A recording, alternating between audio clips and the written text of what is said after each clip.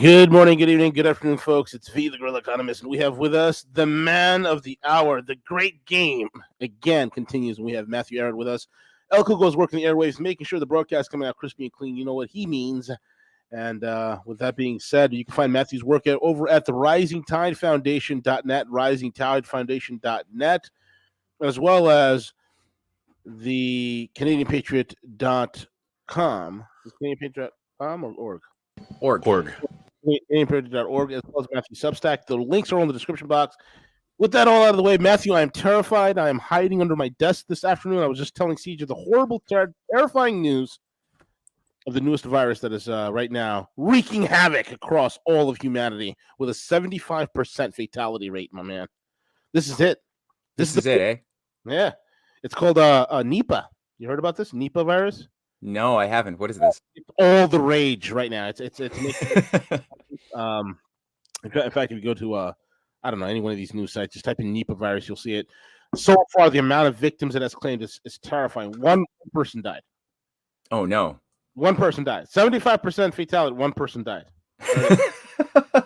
What is this though? I mean, is this in any way a? Well, it's a bat virus. It's a bat virus, and the symptoms are very similar to COVID. And COVID symptoms are very similar to allergy symptoms, cold symptoms, flu symptoms. It's all a mishmash. But the thing with Nipah is that it causes encephaly or encephalitis type reactions within people. So a 12-year-old boy in Kerala, India, my ancestral home, right there in Kerala, was infected, and so they're having like a big shutdown over there and whatnot. Then you have, and they've dealt with the Nipah thing before. It originated in '99 in Singapore, then it flopped over to Malaysia, then landed in Kerala.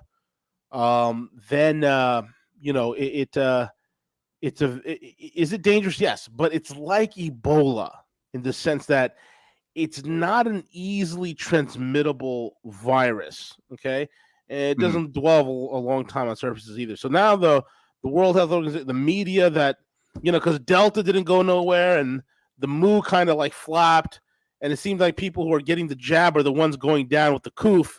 They need something hysterical to stir us up, keep us distracted from the failings of the unipolar world that we've experienced in Afghanistan. And I figure in this mishmash of hysteria that we'll talk about the good news, the hope for humanity, Matt. Yeah. Because it's so easy for us to be inured by the distractions of the unipolar world and its failings and think that that's all what the rest of the world is and that's what the planet is all about. It's not.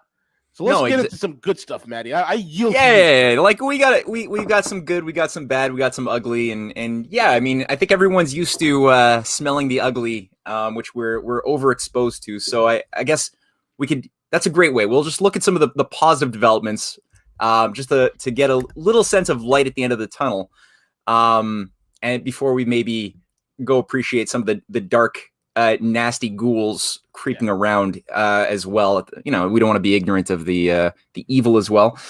And as you just pointed out, I mean, those creepy forces trying to manage the world order right now don't miss an opportunity to try to spark up fear and induce another shutdown of our economy. And in the background, the thing to keep in mind that people often lose sight of in the myopia of the every day, there's like a new element to scare you regarding whatever Delta plus C, ISIS K. I mean, there's all sorts of new things to confuse, to scare.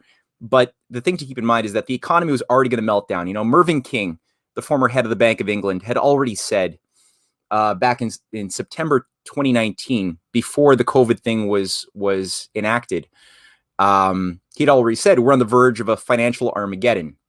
And, people who are in the know, you don't even have to be in the know on the inside to just see that the whole thing is sitting on a giant ticking time bomb of fictitious capital built up upon bubble, upon bubble, upon bubble. Whereas the real economy, the thing that actually gives value to humanity, to society, to the money that we allow to be used in our society, has been atrophying year to year for the past decades. So, I mean, that's the only reason why money has value, is because it's a useful invention that we created that helps facilitate the circulation of commodities, the creation of new goods, and the improvement on the modes of production over time. Now that is something which is the scientific foundation of money. When you lose sight of that, you turn into the type of society that we're sitting in, and that's a weapon of mass destruction that's been set up over the course of many dead bodies, people who actually fought to resist this over the years, people like John F. Kennedy, Enrico Mattei, Bobby Kennedy, many people throughout the 70s and 80s, even around the world, who fought to oppose this international virus or parasite of supranational power structures taking over the control of governments. This is the consequence, the fact that that did not succeed during the times when there were opportunities. Now we're sitting on the verge of this bubble blowing out. And so COVID was created largely just as a psyop to have an excuse to control the blowout of that system, the controlled demolition. So just to keep that in mind. Now, today, we have nations of the world who don't want to die. And I noticed, CJ, you're kind enough to pull up the 380 agreements signed at the Eastern Economic Forum. This is a real burst of fresh air.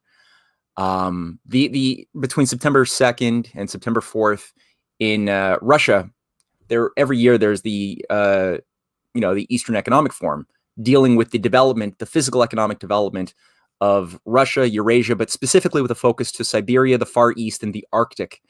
And these are really vectors that Putin has called for the coming decades and even centuries. And he opened up this conference stating that the strategic vector, this is Putin's words. I think it's really important just to get the philosophy in mind. Keep in mind that this is completely synergistic and it tied into the China Belt and Road Initiative. But he said the strategic vector for the development of the Far East is towards a new economy. Those areas for economic, scientific, and technological development that shape the future set long-term trends in entire industries, countries, and regions of the world. Here, a broad range of opportunities for international cooperation opens up, as well as the chance to really look at the development of the traditional sectors and branches of the economy. In this incredible event, this summit, you had representatives from China, India, Mongolia, all around the world. As you said, 380 agreements were signed, and it's very different from the sorts of economic activities that we see coming out of the drunken transatlantic West, which involved the announcement of the creation of 5 major new cities, which will have between 300,000 to 1.5 million people and their families in the Arctic that are being created to capitalize on new industrial development zones, new energy corridors, new development clusters of hydrogen power are going to be a major focus. Russia called for a 3.5-year plan to increase the production of hydrogen fuel up to, I think it's 200,000 tons by 2025. That's amazing. You just said that. How synergistic this is. This morning, I have a buddy of mine. You know this. I'm a gearhead. Hyundai. Okay, yeah. While the West is mentally masturbating each other with this whole electric car BS, Hyundai just produced. They're testing out a vehicle right now. It's a hydrogen car. Okay, which gets triple the range of. It's like 1,000-mile range. It's 657 horsepower, hydrogen electric vehicle that they're testing out right now. And this is why Hyundai never, same thing with Toyota too. Hyundai and Toyota, all the Asian car, there it is. They are out there and they are really big on hydrogen. They believe it. Honda has been playing around with it. Mm-hmm. Toyota's been playing around with it. Nissan kind of tipped their toes in it. But Hyundai, which right now, man, I love what Hyundai is doing between Hyundai, Kia, and their luxury brand Genesis. They are killing it. Yeah, and absolutely, they're killing it. My God, I'm a BMW guy when it comes to sedans. I'm floored, and it's funny because the head guy of BMW's M division, because I only buy M cars, M3s, M5s. The head of their M division, which is called Albert Bierman, is the head. Hyundai poached him a few years ago. And ever since they poached him, you see what he's doing to Genesis. If you're an enthusiast, it's incredible watching this company turn around. So they're full on in hydrogen. Toyota coming on with hydrogen. Honda coming out with hydrogen. You see the multipolar world going to hydrogen, where the unipolar world wants to go electric. Yeah. It's interesting how this is happening, man. It really is. And I mean, this is something that's, it's a technology. Yeah, got it. I know. I mean, this technology is so long overdue. I mean, but as soon as, for those who don't know, I mean, as soon as you combine hydrogen and oxygen in a pure state, which can exist in chambers within a car in a very condensed fashion, it creates a lot of heat, a lot of combustion, very efficient form of fuel. And again, Russia, Asia, Japan, which has a lot of its problems, but technologically they've got a good sense of how this is going to work, are recognize that this is a pathway to get there, to get to this future. And you hear oftentimes world leaders talking about creating a zero, going carbon neutral by 2050 or 2060. There's two ways of going carbon neutral, which involves either massively killing your population by going for windmills and solar panels. That you could do that. Just eliminate people, because we often we forget carbon dioxide when we breathe. Or go for nuclear power, go for clean forms of fuel, go for hydrogen fuel, go for natural gases that are of an advanced nature, which produce far less CO2 and are just way more reliable and efficient than anything else. And that's exactly what we see. I mean, and the way you can create hydrogen, you can capture it by carbon capture technologies. That's one thing that Russia and China are really going for. It's something that is produced with nuclear power. And again, who are the biggest countries in the world leading nuclear power development?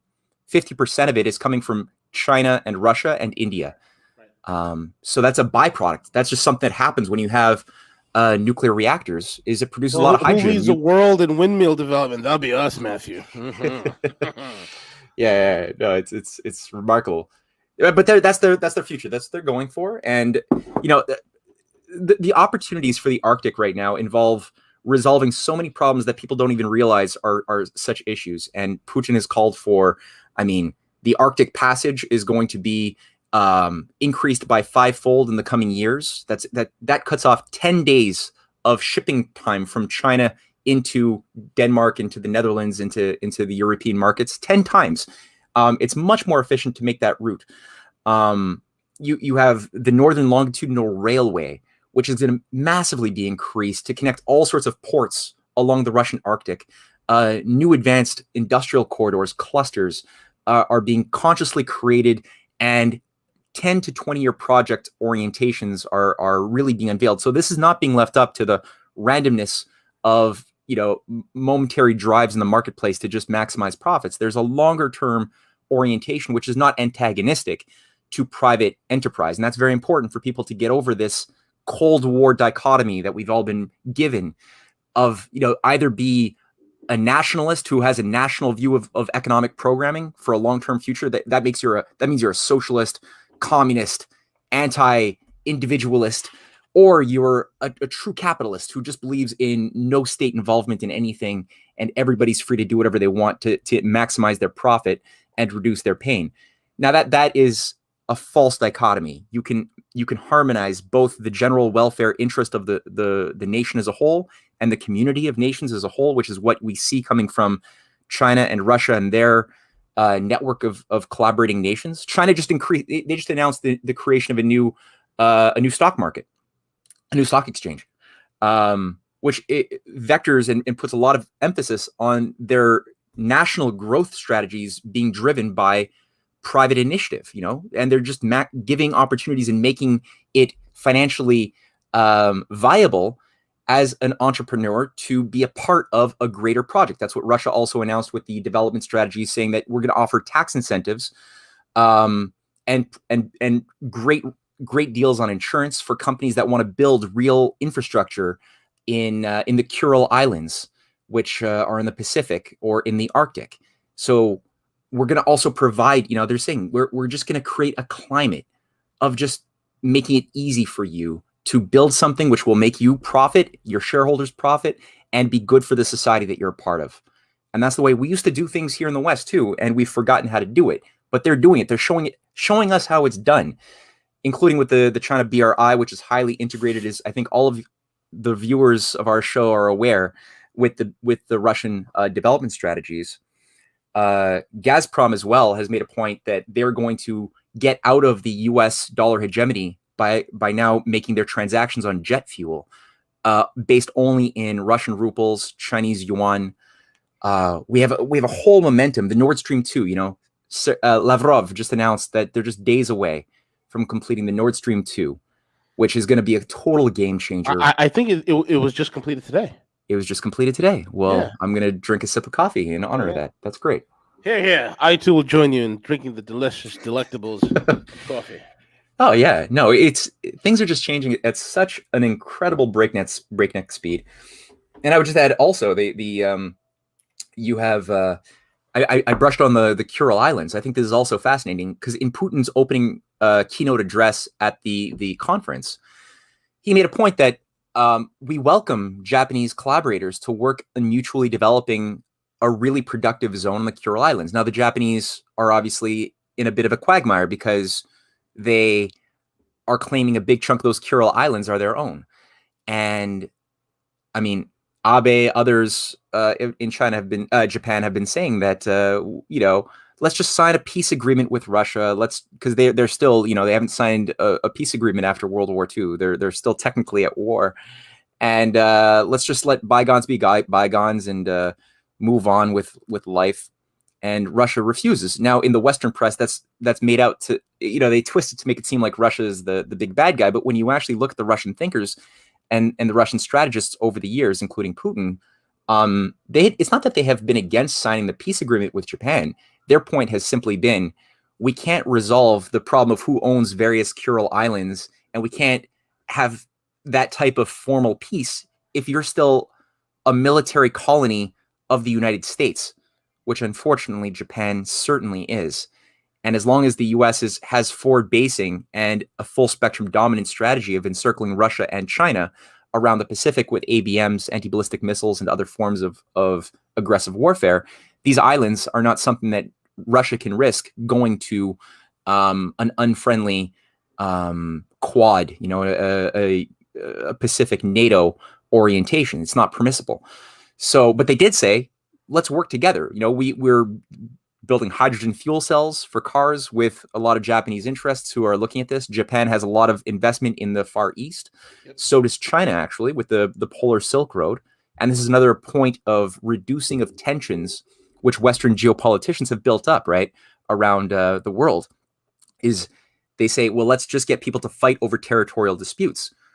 Well, there's no resolution if you don't have a dynamic of economic development to be introduced into a zone that gives people a higher sense of their true self-interest over a long-term program that gets you out of your myopic headspace, which is where wars are induced. So the fact that Russia has created its Arctic and East that brings in India as a major player. Modi was gave a beautiful keynote address also to the Far East Economic Corridor projects that were being unveiled by Putin. Japan, China, many countries, South Korea, Mongolia, are all being brought into a higher synergy, a higher harmonization of interests. So that's strategically of high value. Additionally, too, I mean, this sets the stage for the BRICS summit, which is going to be happening in just, I think, 3 days. So there's going to be a BRICS summit. And the nature of the BRICS is highly underdefined. There's a big question of whether the BRICS Development Bank, which went online recently, but hasn't really been used to its full potential in any way. I think it's only emitted something like $30 billion of investments around those countries who are participating: Brazil, Russia, China, India, South Africa, which is very, I mean, that's because the big chunk of investments is going through the ADB, the Asia Development Bank. That's right. Yeah, that's where the BRICS was the initial. That was just a stopgap measure while they were getting the ADB together. The ADB was the eventual goal. BRICS was the trial balloon that was floated out there to get things rolling. Mm-hmm.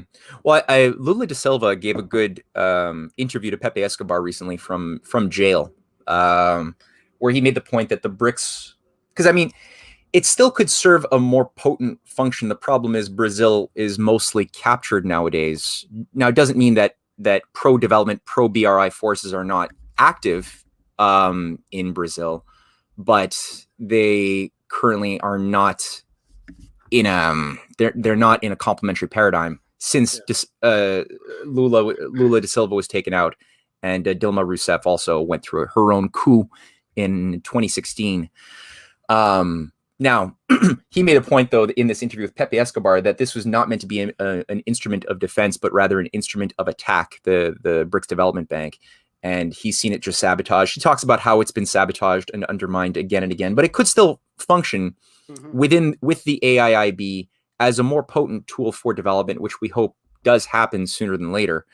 But the point is, there's not just like nobody's putting all of their eggs in one basket, just the AIIB or just the China Import-Export Bank or anything. There's a whole interconnected that's what I meant dynamic. to say. AIIB. I just lost what I said. ABD. Jeez.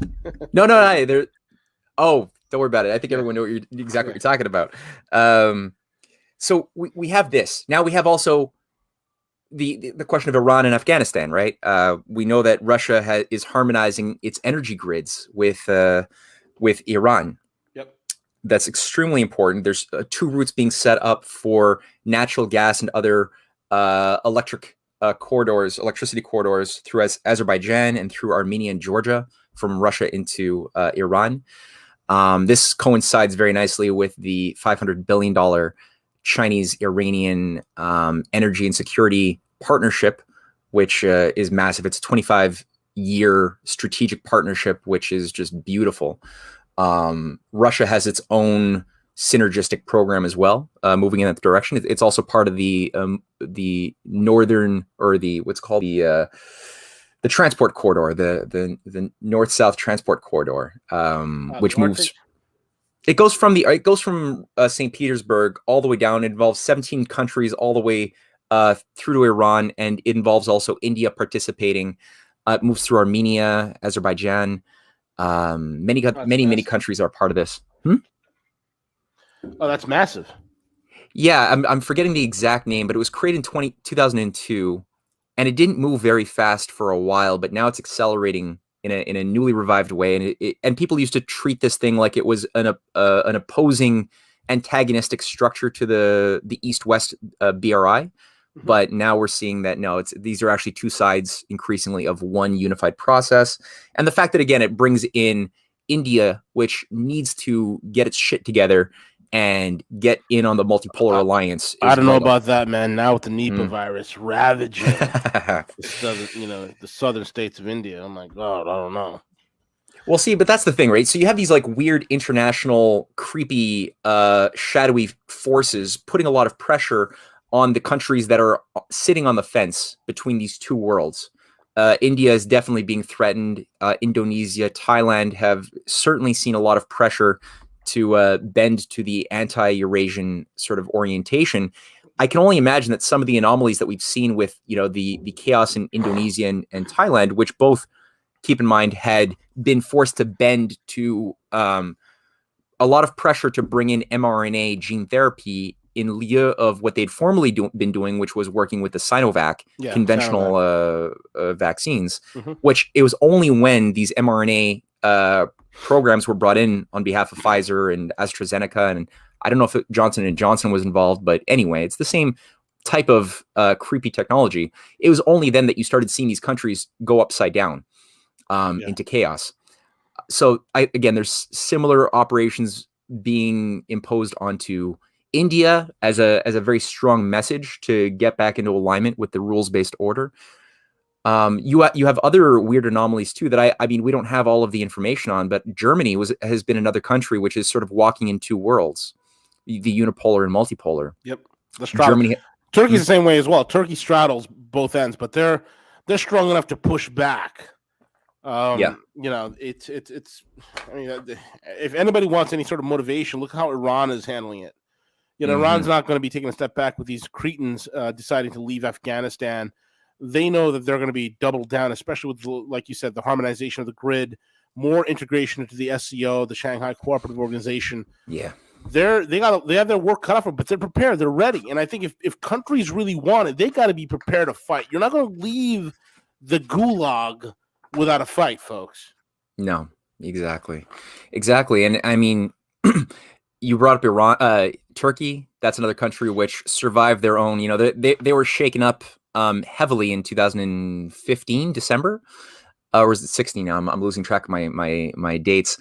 But when there was a CIA-backed coup using the Gulen network in Turkey, right, to overthrow Fethullah Gulen, the U.S.-based CIA asset, cultish, guru CIA asset with a giant cult following across Turkey's deep state. They had made a big maneuver at a certain point to remove Erdogan, and we know where that happened. I mean, luckily Erdogan, and we say luckily, but seriously, when you look at the alternatives, it is lucky that Erdogan was able to stay in as he did because largely of Russian intervention. The FSB provided some forward warnings of what was going on, giving Erdogan a chance to get on a helicopter and get to safety and avoid the coup. And what happened, just a few days later, or no, this was actually a few days earlier. That was it. Sorry, I'm mixing up.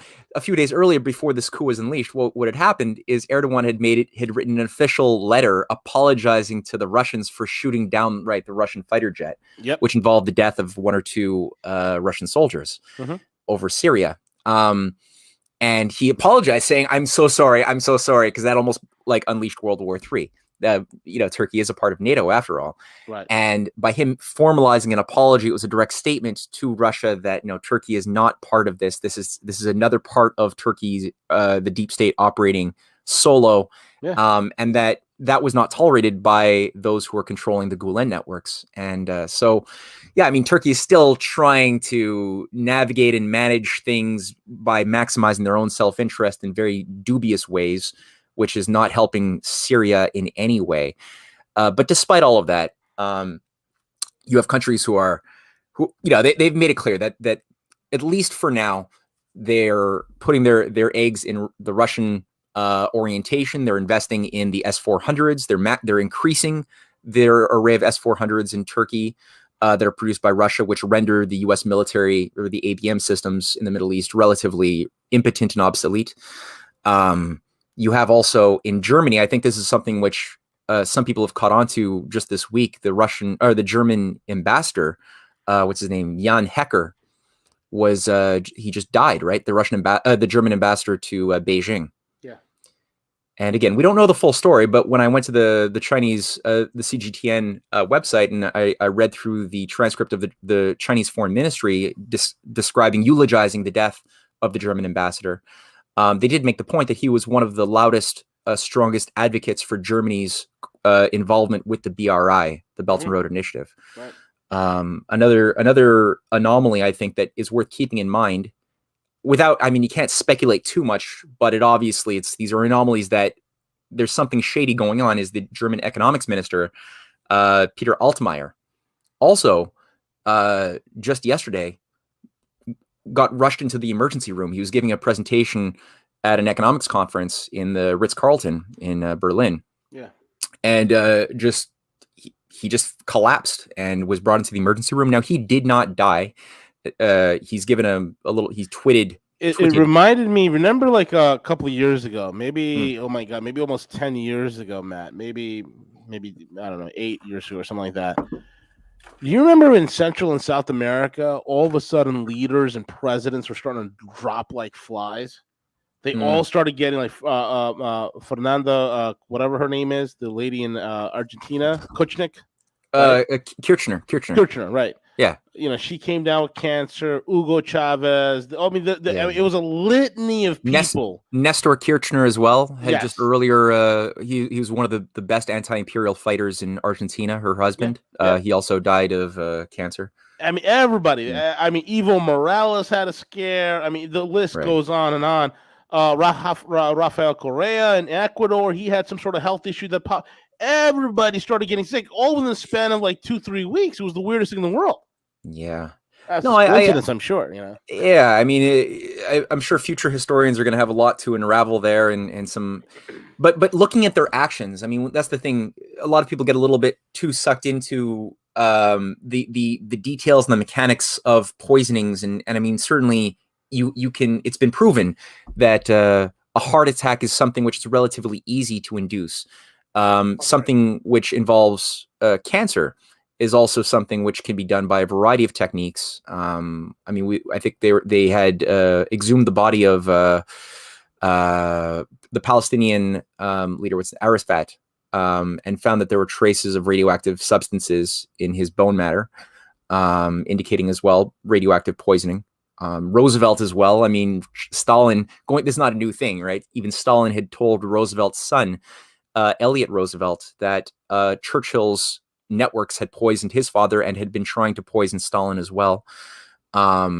Likely, it could very well have been something radioactive that was deployed. It could be a variety of other chemical means too. But the point is, rather than get too caught into the details, it's more useful, I think, to look at the dynamics of what were these different figures doing.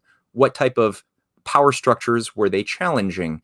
What positive ideas of a future were they bringing online or giving all of their energy towards? And then you can start piecing together what is really behind it.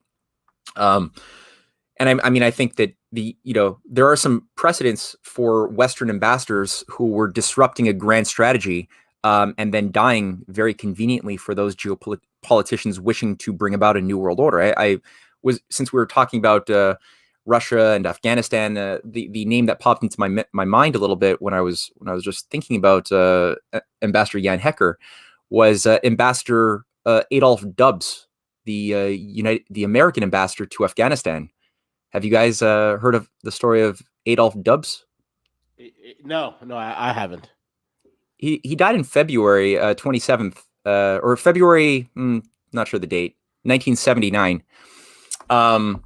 And he had been the U.S. ambassador for several months. He had met with Hafizullah Amin, the leader of Afghanistan, who had recently just run his own coup, not that much earlier, against Prince Daoud in the end of 1978.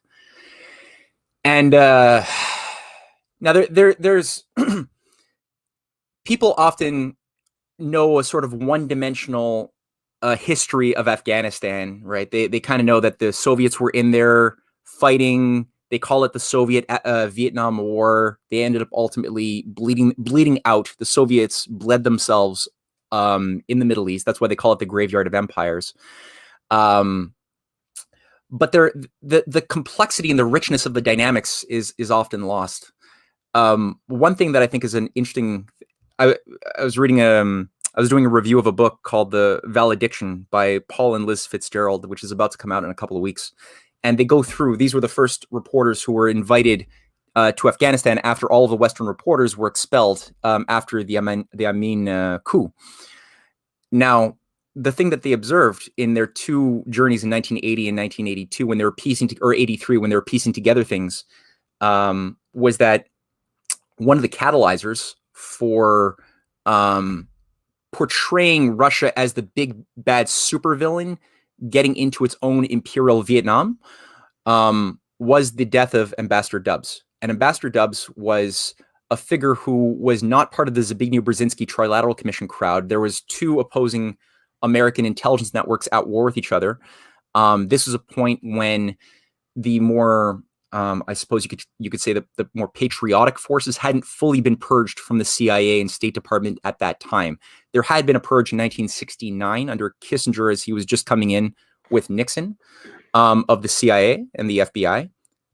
There was another purge that happened, a massive purge that happened in 78. That was around the time that Dubs was in.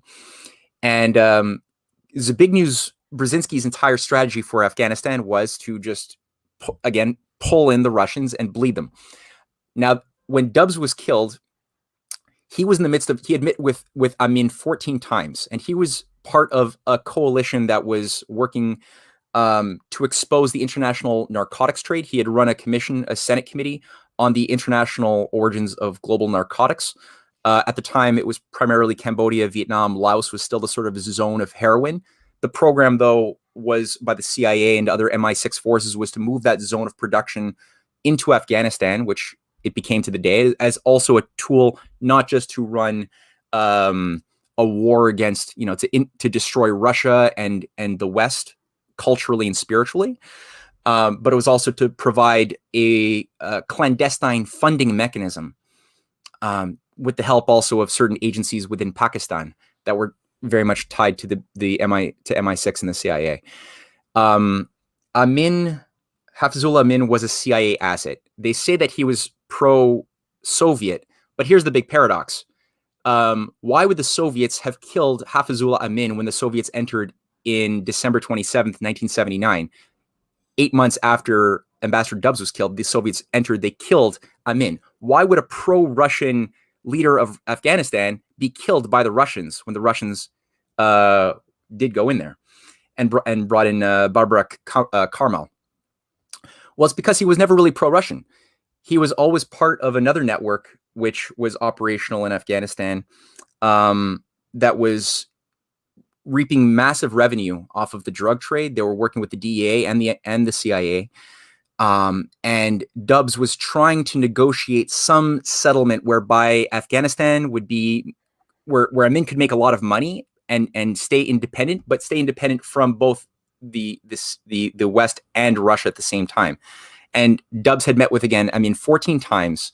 And the day on one of these meetings, he thought he was going to meet with Amin. He actually didn't. He ended up getting pushed into a car, driven to a hotel, brought into one of the rooms of the hotel where a massive standoff was initiated. These were with Tajikistan operators who didn't themselves even know what they were a part of. They were just told, take him, bring him into this hotel room, and you'll be given instructions. Now, they were all disposable. They were just sitting there waiting. One of the four operators knew what he was a part of, and he left, gave a signal, and then all of a sudden, the Afghan police were there with the DEA, with some CIA officials, and some Russian advisors were also on the scene. And a shootout was initiated at a certain point outside of any authorization from the Afghan government, from the Russians, and nobody knew for the longest time who initiated it, but immediately, as soon as all of the people in that room were killed, and it seems like Ambassador Dubs was not dead when the police chief of the Afghan forces walked in and shot him several times with a 22 caliber gun at short range. So this was not done by forces shooting inside the room from the balcony across from the hotel or from people storming in. It was done at close range, and he was like, his body, the position of his body was moved, and immediately in the West, all of our media was telling us this was a Russian hit against a U.S. ambassador, and that created a certain climate where people were frothing at the mouth, wanting vengeance against Russia. Zbigniew Brzezinsky was laughing his ass off. This is the guy who was actually behind the whole thing, because the police commissioner, or the head of the police force, something Mohammed, was a CIA asset the whole way through. Amin himself, who was disposable, was recruited to a Trotskyite network in Columbia University in 1957-58. So he was already a CIA Trotskyite sort of tool as part of a counter-revolutionary movement. He was disposable. The whole point was to just get Russia to get sucked into an unwinnable quagmire, while Zbigniew Brzezinsky was putting $500 million or more into funding Mujahideen and other radical Islamic outfits, which Osama bin Laden and others were a part of, that became a new global phenomenon on the geopolitical landscape. At the same time as Zbigniew was doing this, proving to the world how evil this imperial Russia was, which, keep in mind, Russia did not want to be in there for the most part. That was not a Russian imperial program. They got sucked in, and they had been trying to get out. And every time they tried to get out, the U.S. would pour more money, more weapons into inflaming the situation, and Russia couldn't tolerate having a CIA-run nest of terrorists occupying Afghanistan, producing global heroin, much of it going into Russia too. So they kept on, every time they tried to find negotiations to get out of Afghanistan, they kept on getting pulled back in. And Zbigniew Brzezinski even patted himself on the back years later, saying that that was his best operation that ultimately destroyed Russia. Zbigniew then used this excuse that, look how bad and evil Russia is. And Russia's not an angel, don't get me wrong, right? Under Brezhnev, not an angel, but not what Brzezinski was saying. And then he used that as an excuse to promote this new type of policy on nuclear war in 1980 called the limited thermonuclear warfare option. So it was a new doctrine of that was complementary to the mutually assured destruction line of, let's have a balance of terror where everybody just maximizes the production of their nuclear warheads. and that will be sort of a piece of the grave, a negative piece where everyone's just living in fear, but nobody's going to like launch something, to all of a sudden an add-on, which was flexible response. We're going to like allow for acceptable sacrifices of parts of the world, and we'll agree with the Russians to hit one of their cities, they'll hit one of ours. We'll maybe have a containment of a certain zone if we can encircle Russia and China the way we've been seeing under full spectrum dominance. And maybe we'll just allow for a small part of Asia or some of Europe to be wiped out under nuclear war, but we could generally contain it. So that's what underlied the growth of the full spectrum dominance, which is still to this very day, still the governing agenda of military strategy. In all of this, what's being, again, the usefulness of history is so important, because what was the alternative? If you look at it, going back, the solution was what John F. Kennedy was doing with Khrushchev, or trying to do. I don't think Khrushchev was able to. I think he was too much of a Western asset to be an honest partner in this. But JFK's orientation, or what Eisenhower was trying to do with Stalin, and again with Khrushchev, with the Atoms for Peace or the Crusade for Peace in the 1950s, that was a way that would provide for real resolution of the Cold War. Well, actually, here, there's three things. The best resolution for the Cold War was for the Cold War never to have happened. That was Franklin Roosevelt, Henry Wallace's agenda, was no Cold War. We're going to use the victory over the Wall Street, London-funded fascism to create a Russia, China, U.S. alliance for global development. We're going to use new international financial institutions, which then were the IMF, the World Bank, the GATT, which were designed originally to be much more like what the AIIB is today, as international lending mechanisms for long-term conditionality-free development for large-scale infrastructure projects based on the internationalization of the New Deal. That was the original idea. The GATT, the idea of fixing the exchange rates, was designed to prevent any type of speculating on local currencies, which the British Empire had been doing for a long time as economic warfare to keep their colonies underdeveloped. So that was subverted. That would have been the best way not to get rid of the Cold War, is to not have the Cold War. How was it subverted? FDR died. All of his allies were labeled red commies. And, we know what went down from there. And a lot of these institutions were immediately taken over by the deep state. When Eisenhower came in, he was a mixed bag. He was not an evil person. He genuinely didn't want to have things like World War III take over the world. Stalin genuinely really seemed to have liked Eisenhower and vice versa, but he was a Cold Warrior, and he did have people like John Foster Dulles as his personal advisor writing all of his speeches. But Dulles. Yeah, and his Alan Dulles was no better. But despite all of that, Eisenhower's approach was first to try to get a meeting, a conference with Stalin in 1953-54, which was about to happen. It was on the New York Times. Stalin to meet with Eisenhower to arrange a program for a peaceful resolution of the Cold War. Russia had just developed their own nuclear bomb capabilities. And what happens? Right before the meeting can happen, Stalin is dead. Whether Stalin is poisoned under the doctor's plot or not, I can't say, but very, very fishy timing. And that whole negotiation disappears in 1954.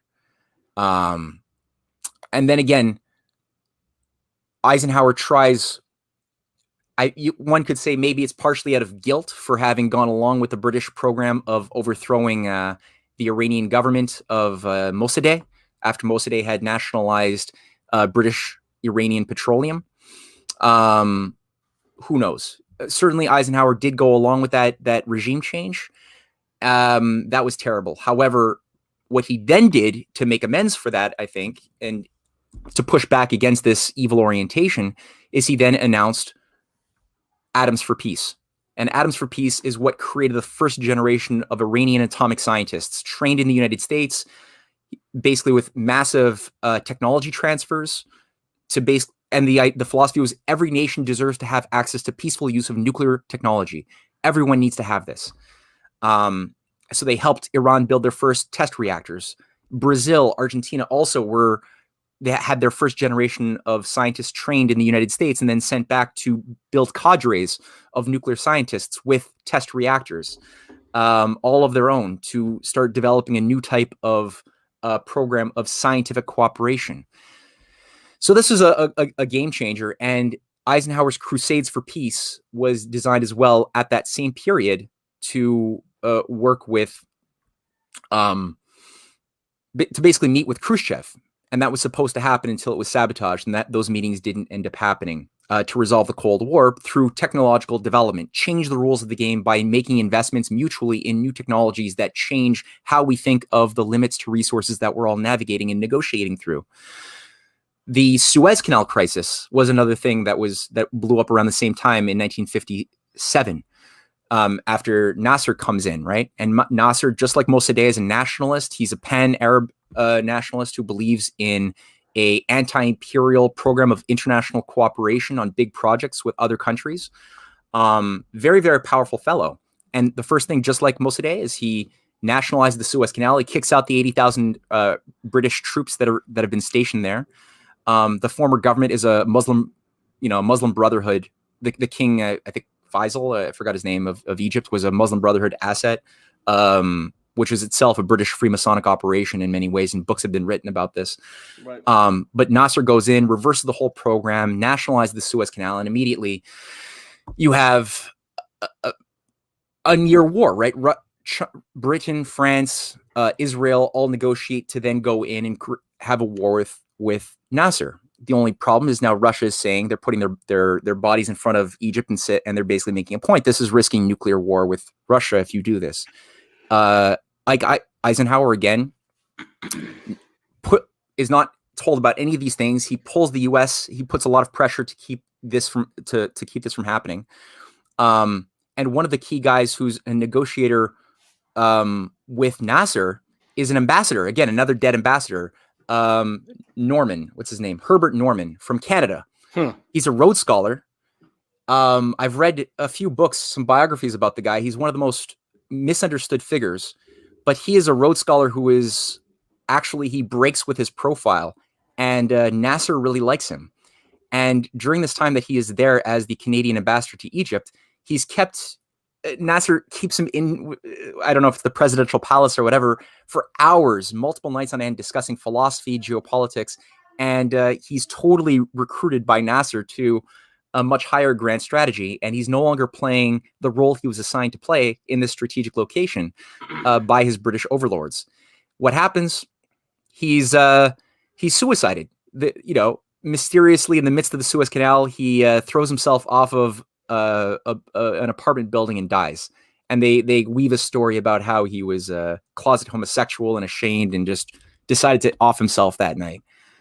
But the reality is that there's this higher geostrategic program of nation states working to create a paradigm of international cooperation around real self-interest, which would not be compatible with an imperial system of social organization ever occurring. It just couldn't work if you have that type of society moving towards states of ever improving quality of life, development, new technologies. And that's what the mutual assured destruction program was designed to destroy. So what happens, and just to finish my thought, and I know we're running on a little bit late here, but it's an important piece of history. So after this all happens, what you have is what's it called? The Pugwash Conferences in Nova Scotia in 1957. Who sets it up? Lord Bertrand Russell sets up the first Pugwash Conference. And this is bringing together international leaders to say, okay, we need a new geostrategic way of managing the Cold War, and it's got to be based upon no new technologies coming in, because new technologies might upset the balance, and everything has to be around mathematical balance.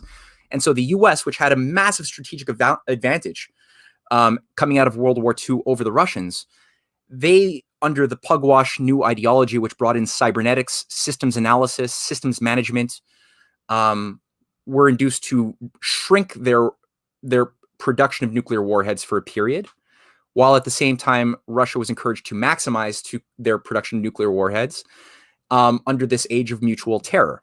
And that created a new type of climate of insanity, whereby then you had, false debates over whether, the war hawks around Kennedy, around McNamara were going to win the day, who were people like, the former Trotskyites. These were all people who were like Alfred Wolfsetter, or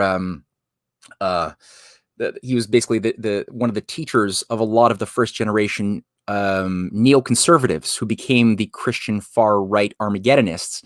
They were all former Trotskyites under this whole network that believed in global anarchy and essentially the need to create permanent revolution to basically justify the creation of a crisis point that could only be so great that only a new Leviathan could be introduced as a solution to impose peace onto the world under world government. So this is what the Pugwash Conference of Bertrand Russell was all about creating, was a false climate of mathematically defined geopolitical games, of game theory, which defined the Vietnam War, of cybernetics, the idea of, having a helmsman controlling a highly compartmentalized bureaucracy, which would take over the control of nations being run by elected officials. And it would all be based upon a very, very anti-human idea of information theory, which meant that human beings and human minds are really just like computers with circuits and neural nodes, neural links that connect us all as forms of biotic machines, which could only be managed by computer programs that would ultimately lead us towards a new age of merging human beings with machines in some time in the future. And that's what, Bertrand Russell's student Norbert Wiener, who founded this school of cybernetics and information systems theory, this is what they brought in to Russia under Khrushchev. So the same time that Khrushchev was giving his secret speeches and rehabilitating all of the those Trotskyite conspirators who had been working with the neo-Nazis and fascist Japanese and Ukrainian Nazis during the 1930s, who were purged by Stalin. I mean, Stalin cleaned out. I mean, there were some problems that Stalin had. He definitely mismeasured his response. But to put yourself into the situation that Stalin was in during the 30s, there actually was, and I've got a book here that people should read. Grover Furr wrote a book called New Evidence of the Trotsky Conspiracy, and a brilliant book I'm doing a review of right now. It's true. There was a massive conspiracy run by the Trotskyite networks, which were the forces that brought in Warburg money into the Bolshevik Revolution to overthrow the Tsars in 1917. Trotsky was the guy who was in the United States for 4 months negotiating with these multinational fascist financial interests. He was working with people like Bakunin, who we talked about last week. Bakunin was part of the pan-European fascist network of Count Kalergi. And Mussolini was a part of that. So was Hjalmar Schacht, Hitler's finance minister, was a part of this organization set up in 1922 that became the precursor to the later European Union. So these Trotskyite networks were ultimately purged in the 1936 to 38 period. The evidence is in, like, they were working with Hitler, with the Japanese fascists, with all of the Western oligarchs, with British fascists around Edward VIII, to depose Stalin, get their own fascist program in, and have an entente, where Trotsky even says, there's quotes from Trotsky saying, we have to work with the international capitalists of England, Japan, and Germany. We have to make concessions if we're going to achieve our goal of getting rid of Stalin. And they even talk about how Trotsky's for giving Ukraine total independence, negotiating with the Ukrainian Nazis. Like, it's really clear that this is all of this stuff comes from Trotsky. And his followers, when he died in 1940, his followers were everywhere in the penetrating much of the socialist networks, not all, but many of the socialist networks in the United States. The Communist Party of the United States was heavily penetrated by these Trotskyites who went into labor unions and undermined the labor unions from within.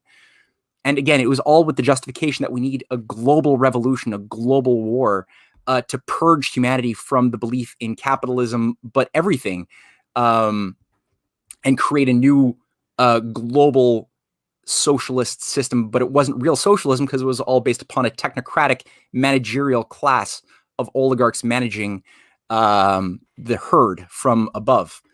So these were the guys who brought in. That's why they all loved cybernetic systems analysis, and that's what Khrushchev brought in when he rehabilitated a lot of these figures. He brought in also he unbanned cybernetics, which had been banned under Stalin, as a bourgeoisie corruption of a new type of slave system that mechanized human beings.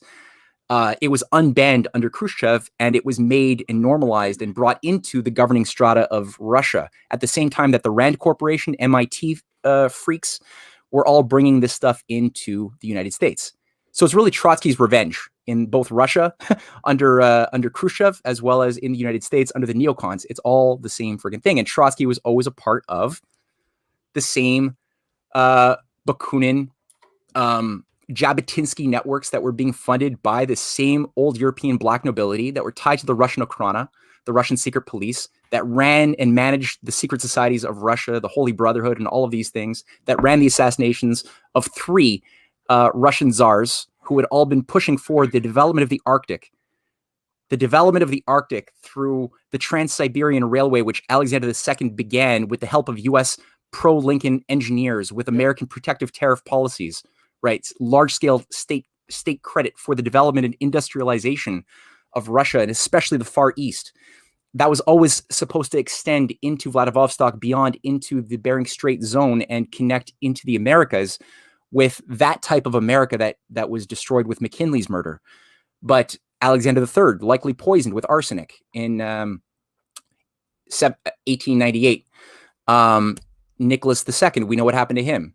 But all of this stuff was done with the complicity of many of the oligarchical factions and old families of Russia, who were they hated industrialization because their existence was premised upon the idea of feudalism, right? Alexander II was known as the Great Liberator because he made moves to free the serfs 1 year before Lincoln signed the Emancipation Proclamation.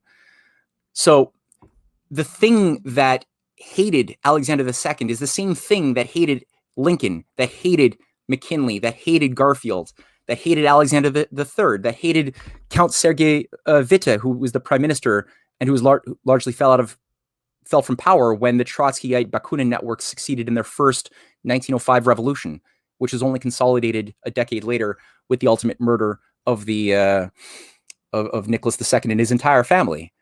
And so it's this whole thing.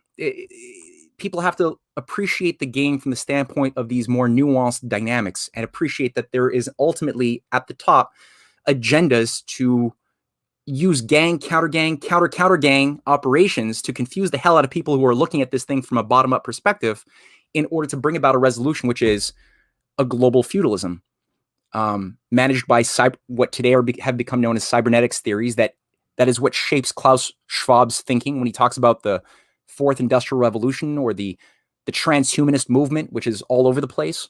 It's all premised around the idea that human beings are machines. The human mind is just a brain, and the brain is just a machine, which can either be made irrelevant by artificial intelligence, or, as Elon Musk says with his Neuralink programs, that we have to merge with machines in order to stay relevant in the new age that's upon us. All of this is bullshit. It's all based on a provably false fact. Machines are not. I mean, you could prove artificial intelligence in 2 ways. One will never happen, which is make machines do what humans can do, but better. If you do that, okay, you could prove it, but that's not going to happen, because machines, as we've all we've all talked about this. Machines can only do what the program that's inputted into them says. There's a certain amount of machine learning that can happen under the rules that are defined for the machine, so it can get better on its own at chess, using experiences and algorithms and patterns of its experience to incorporate into its new performance. But it can't create a better game of chess. The other way to prove that artificial intelligence will replace human beings is more dishonest, but it's get human beings to think like machines. If you can get your entire school system and culture to train people to think in a way that ultimately a binary way of logic that only machines utilize in digital systems, then it's very difficult for those people who've been processed in that way to then refute the idea that machines cannot think in a more efficient way than they can, because machines are such better, more efficient information processors, since that's all the mind is processing information. But then, is that all the mind is? How is a great discovery made, which is more than the information? It's more than the sum total of the data that the great creative scientific thinker is working with, right? There's nothing in the data that offers the solution concept to why the orbits of the planets are elliptical instead of being circular or some other shape. There was nothing that Johannes Kepler was working with in the 1590s, 1600s, that within the data of like the positions of various planets and the backdrop of the fixed stars in the celestial sphere, nothing there demonstrated that the orbits of the planets were one, elliptical, where there's like two foci, the sun being one of the foci. That there was nothing there to prove that. There was nothing to prove that equal areas on the orbits were sweeping out equal times. There was nothing in the data to prove that. And there was nothing in the data to prove that by itself, that there was a harmonic arrangement of the orbits around the sun, according to well-tempering divisions of a string, which produces, if you have a string and you pluck half the string and you compare it to the whole resonance of the string as a unity, you have an octave of a high C and a low C, or whatever note you're playing with. And then if you make conscious, rational divisions according to certain core principles, like dividing the string by 4, dividing it by 5, which is equivalent to putting a square inside of a circle or a pentagon inside of a circle, or dividing it by 3, right, which is a triangle inside of a circle. As you create these divisions, which have resonances, which have to each other and to our souls, which hear music produced by these resonances of the hard and soft musical scales, which produce beauty, right? It's like a conduit to awaken beauty. And the fact that that's something which we have found in bells that were well-tempered or equal-tempered in Tibet, thousands of years old, that were just made according to these proportions. Or we found also flutes from 30,000 years ago, which had their holes drilled in such a way that when you play it, the resonances that come out are in accordance very closely with these resonances that Kepler found later on to be what govern the motions of the planets at their quickest and slowest positions from the sun in a harmonic way. It's already there in the universe. And that's what the oligarchy is afraid of, that human beings recognize that there is a resonance between the human soul and the species as a whole to the universe that we're a part of. And that when we act according and make our political economic decisions in accordance with those facts that are discoverable, we create situations of things that computers could never forecast or do. They're just useful tools that we create to help us, but they can never replicate that phenomenon that allows us to tune ourselves like an instrument as a species to the universe. And you could discover this by reading the writings of Benjamin Franklin and how he discovered the laws of electricity, or read Max Planck and how Max Planck discovered the harmonic oscillations of the Planck constant inside of the black body radiation when you heat up a black body like a stovetop and it begins to change color and emit light of different frequencies. Mm-hmm. Planck was able to discover processes that no sensory data alone could wield. And Einstein did similar things when they were together playing Mozart together, as they were all musicians and they related to their musical part of themselves to unlock their creativity, where their analytical mathematical knowledge failed. That was the solution to all of their mental creative blocks. So anyway, this is the type of political, cultural, educational heritage that is our right to have access to. And there's a lot of work by these cybernetics, anti-humanist, transhumanists. They call them transhumanists, but they're anti-humanists. They've put a lot of obstacles to stop this with critical theory, common core, other sorts of false modes of teaching and behavioral practice in economic affairs that block this natural part of ourselves from expressing itself. All that to say, that's what I see being revived by the Russia-China orientation right now. especially with a focus on the Arctic, on space development, where China has announced a program to put their first human beings on Mars by 2033, and many more things like that. So there's hope. There's hope. Very well said. Matt, thank you so much for coming on and sharing this with us. Folks, again, you can get him over at the CanadianPatriot.org as well as the RisingTideFoundation.net. Links are in the description box. Make sure you subscribe also to his Substack. With that being said, anything else you want to, any last minute things you want to say, Matt? No, I'm good. How about you guys? I'm exhausted, man. I'm recovering from Good this, stuff, Matthew. Good stuff. Okay, yeah, so I got a Nipah virus over the weekend, so I'm just. All right, cool. I feel like I ranted a little bit, but I figured it's stuff. It's good to just throw that out into the zeitgeist and let people sort of wrestle with it. I love it. Yep. No, you did awesome. It was a perfect breakdown and a great synopsis of everything that's happening in the historical context that is very, very vital in order to understand where we go from here. Cool. All right. With that being said, CJ, take it away.